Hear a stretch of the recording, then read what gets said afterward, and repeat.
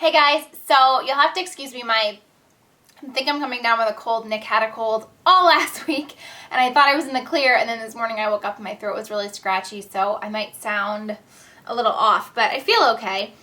So I wanted to film this video finally. I wanted to do a comparison. I finally picked up the Real Techniques blender sponge and I wanted to compare it to the Beauty Blender to just give you my thoughts on it and to tell you if I think it's worth, getting this one and saving your money on this one. So I actually tried going into Ulta like 3 different times. They were always sold out of the Real Techniques sponge.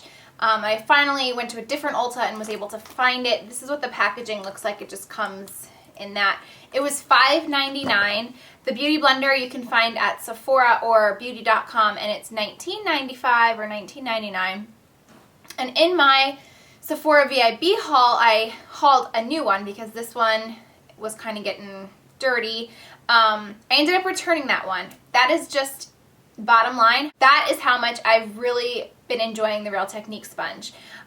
So the first thing that I noticed before we talk about the shape is the feel of the sponge when it's wet. Both of these are wet right now. I've just washed them and wrung them out really well. Feeling of these, like the material of them, to me feels exactly the same, which I feel like the material and the density of these sponges is exactly what is hard to find in a dupe. I tried the Sonia Kashuk one. I've also tried the the one from Sephora. The material used in this sponge and even the Sonia Kashuk one is completely different from the Beauty Blender and from this one. I feel like the Beauty Blender is a little bit, tiny bit more on the dense side than this one. This one's a little bit more soft and bouncy, but they are both incredibly bouncy. They have a really good amount of give versus like the Sephora one, when it's wet, it's just really floppy. It's almost too soft and it's not dense enough to even do a well enough job, in my opinion, of putting your foundation on.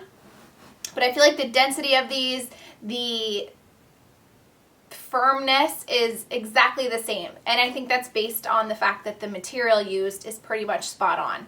Now the biggest difference between these two is the shape of them. The Beauty Blender is kind of in an egg shape with a little point at the end.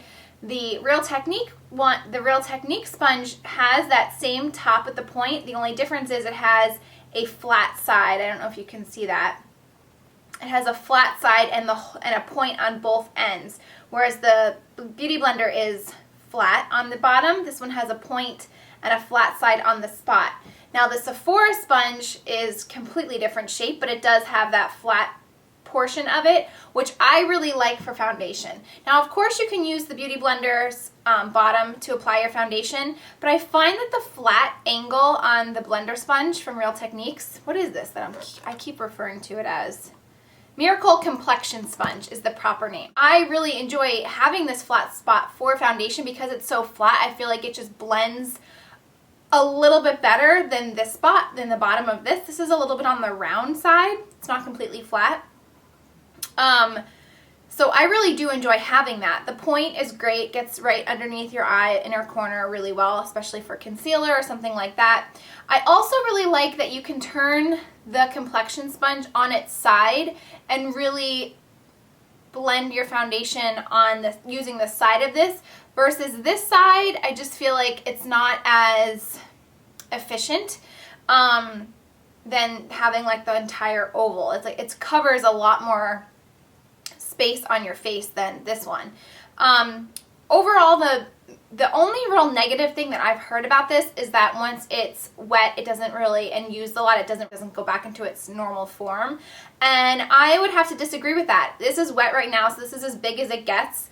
And I really do find that it shrinks back to its normal size when it's dry. Now, I only use these when they're wet. I feel like that's the only way to really get a nice coverage. Sorry, my throat's really bothering me. But yeah, I find that it definitely goes back to its size just fine. And even when it's dry though, it's still really soft and bouncy. The only thing that I will say that I've noticed is I've only had this for a few weeks, and I'm going to zoom in so you can hopefully see this. This is the only thing, and I feel like I'm being really nitpicky. this is a little bit worn already. And it's so tiny that I don't even know if you're even going to be able to tell. This size, it's just a little bit worn. It almost looks like it could just break off. Whereas the Beauty Blender, I've had this one for months and months and months, and I've never had any piece of it break off or any part of it look like it's going to break off. Whereas this one looks like any day now, this is going to start to break and wear off. Even like, if you can tell, I don't even know if you're going to be able to pick it up on camera. It's so minuscule, but I just feel like I needed to point it out. Just because I feel like it is a little bit thinner up top here. It just looks, there, maybe that's a better angle. It just looks like it's just worn. This one looks like it's more worn than the Beauty Blender, and I've had this one for less time. Now again, that is me being extremely picky. Like, to me, that doesn't really matter. And honestly, when you look at the price of it for $6 versus $20, so what, it looks a little bit worn, and so what, I might have to throw this one out and buy a new one a lot sooner than this one. To me, it's worth it because your cost savings is so great. So all in all, I don't want to make this a long, rambly, drawn-on video.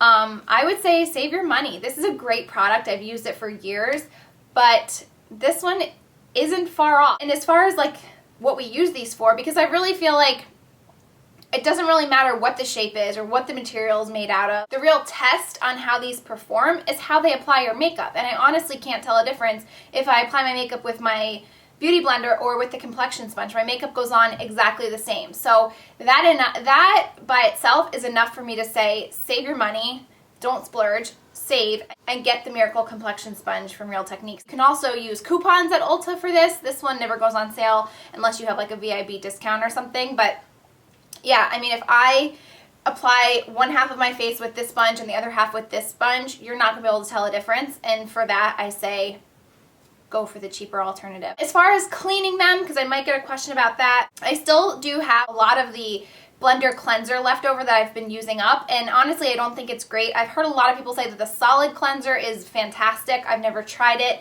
A lot of people recommended just using bar soap, which is what I've been doing. I've been using my Cebu Cleanse and Detox bar soap, which is what I use on my face to wash. I've been using that on my sponges, and I feel that that gets them the most clean than the blender cleanser or any other like baby shampoo or the Dr. Bronner soap that I've tried. Just rubbing them on my bar soap and just working it into the sponge and then rinsing them out, I feel like that works a heck of a lot better than the blender cleanser. So there again, save your money.